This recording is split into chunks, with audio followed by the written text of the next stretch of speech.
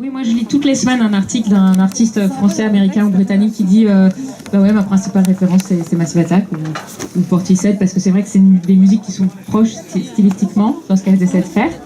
Et donc, bah voilà, ça a commencé comme ça. Moi, j'étais un peu déprimée par l'actu et par ma vie de reporter international qui couvre surtout des conflits, des post-conflits. Et ce groupe qui avait un peu la même façon d'aborder l'actualité en fait dans ses tournées. C'est ce qui est un peu particulier. Il crée des écrans, il mélange beaucoup d'images, d'extraits de journaux, de citations, parfois même des citations de dictateurs ou de grands hommes politiques ou de résistants.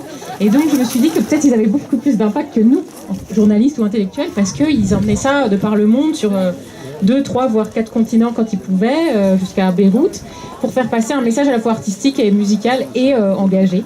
Et ça a été un peu compliqué de les contacter, bien évidemment, mais c'était tout le défi. Et puis l'idée, c'était voilà, de passer du temps à Bristol, en fait.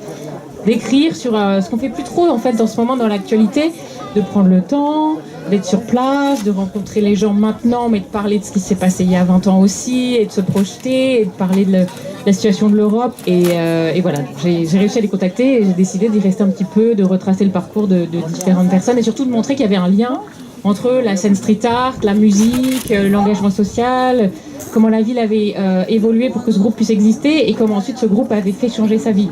Alors, le cœur de Massive Attack, justement, Robert, il commence par le street art. Enfin, voilà. Il est connu dans Bristol pour ses œuvres de rue. Il commence par le street art, vraiment, il a 18 ans et il fait rien d'autre. Hein. Il abandonne l'école et il est complètement fou de musique, donc il collectionne les disques et il va à toutes les soirées. Il est très très fan de punk. C'est un grand fan de Clash, de Peel, Public Image Limited, de Stiff Little Fingers, qui sont des groupes qui ont beaucoup marqué la Grande-Bretagne des années 70, jusqu'à la fin des années 70. Et puis il est très fan de certains groupes américains aussi, et très fan de reggae et de musique électronique, qui à ce moment-là arrive assez tôt, en fait, aux États-Unis, dans Détroit ou New York, et qui arrive à Bristol, en fait, parce que Bristol est une ville très très métissée, qui a été un carrefour dans l'histoire de l'esclavage. C'était l'un des principaux ports, avec Liverpool qui emmenait les grands navires pour la conquête de l'Amérique, et puis ensuite, bien évidemment, on n'a pas fait qu'emmener des... triangulaire. Voilà, exactement, le commerce triangulaire, le commerce des êtres humains. Et du coup, il y a beaucoup de Jamaïcains qui ont tout simplement des cousins dans le Bronx ou à Brooklyn et qui découvrent du bon son avant tout le monde, en fait, parce qu'ils y vont en vacances ou parce qu'ils s'envoient des disques, etc. Et donc, lui, il fait pas tellement de musique à ce moment-là parce qu'ils sont tous super fauchés. Hein, c'est les années Thatcher, 1980-81.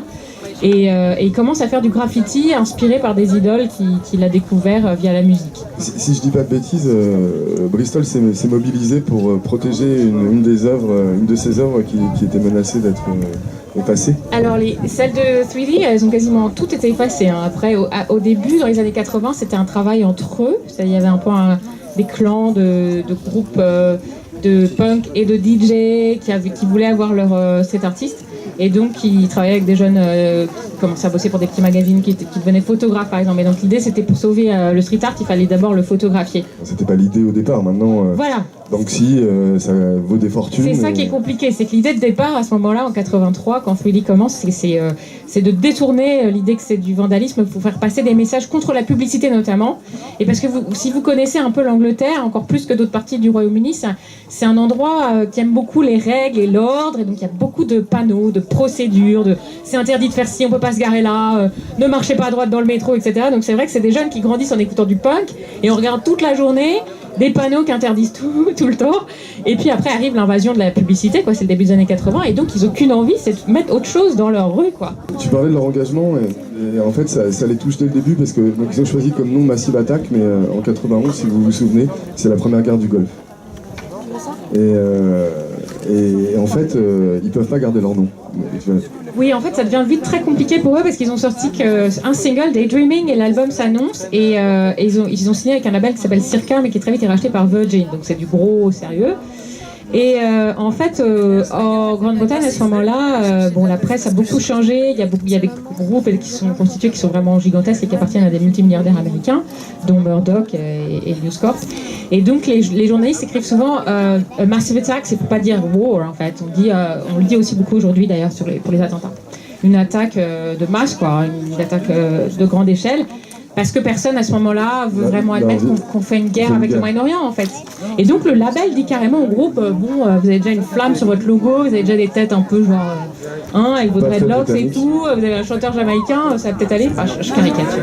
Mais ils l'ont vraiment dit, Massive c'est bien quoi, c'est court et tout, et donc les tout premiers pressages de l'album, il n'y a que Massive dessus, et en fait ça a, je pense, fait un déclic, ça a brûlé quelque chose dans le cerveau du principal DJ, donc le même 3D, en se disant mais c'est quand même pas possible quoi. On fait juste du rap, on n'est même pas sûr d'en vendre 10 de nos disques. On fait juste de la musique et on se retrouve pris dans cette espèce de logique de propagande. Et heureusement après ils ressortent le disque très vite et ils remettent leur nom, mais ça les a beaucoup marqués.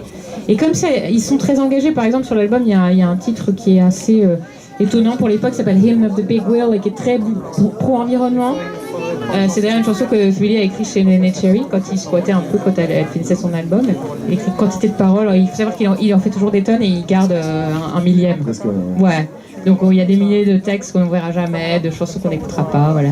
Ce qui est fou, c'est qu'avec la notoriété aujourd'hui, tu te dis, bon, je sais pas, par exemple, YouTube, aujourd'hui, quand ils s'engagent dans des trucs, on dit oui, on y va. Enfin, Massive Attack, ça continue de déranger. Ouais, ça continue de déranger et je pense que ça les arrange parce que c'est la même chose avec Banksy et c'est pour ça que Banksy veut pas révéler son identité parce que ça dérange tellement de gens, ça obsède tellement la presse d'essayer de découvrir son nom. En fait, si on savait qui c'était Brian Jones, je dis ça au hasard. C'est ennuyeux parce que tout s'effondrait comme un château de cartes quoi. Il y a 10 000 types qui peuvent prendre une bombe et faire un graffiti. Non mais alors, le grand truc autour de Banksy ces derniers temps, c'est justement c'est que en fait plein de gens sont persuadés que c'est le chanteur de Massive Attack, puisque beaucoup d'œuvres de Banksy sont apparues sur le trajet, sur le tracé des tournées de Massive Attack. C'est une histoire hyper intéressante parce qu'il n'y aurait jamais eu Banksy s'il n'y avait pas eu Massive Attack pour plein de raisons, pour des raisons. Banksy disait que le travail de 3D l'avait totalement inspiré. Voilà, peut-être faisait-il partie de ces gamins qui regardaient le légendaire 3D. Non, exactement, il avait 10 ans quand.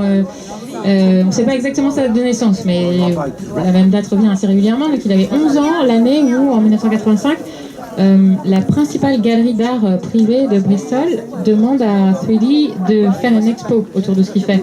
Et c'est la première expo d'un street artiste de tout le Royaume-Uni, dans ce petit bled, encore une fois, de 500 000 habitants. Donc évidemment, tous les petits gosses qui étaient là, à ce moment-là, il y a plein d'anecdotes que je raconte dans le livre. Par exemple, un gars qui s'appelle Jeff Bawo, il a pris le bus de sa petite ville qui s'appelle Portishead, et il est venu voir ce type, et il s'est dit un jour, je fais ça quoi. Et donc quelques années plus tard, il a fondé un groupe qui s'appelle Portishead, qui est donc le nom d'une ville à côté de Bristol, un petit port tout à fait charmant. C'est une anecdote, mais ça dit la puissance d'évocation et de 3D au début, et puis de Massive Attack dès le départ. Ils ont inspiré des vocations. Il y a des gens des gamins qui ont traversé la moitié de l'Angleterre pour venir là où ils sont et qui ont dit c'est ça que je veux faire dans ma vie et qui vont le faire quelques années après. Absolument, et c'est ce que j'ai dit à Twilly. Et je veux dire, vous avez une histoire incroyable. Vous avez changé votre ville, qui a changé elle-même tout un rapport de l'Angleterre à sa propre culture des Caraïbes, à sa propre acceptation de sa working class. L'idée, c'est que on peut créer c'est très rare de créer une sous-culture et dans la même génération de la voir devenir quelque chose de reconnu.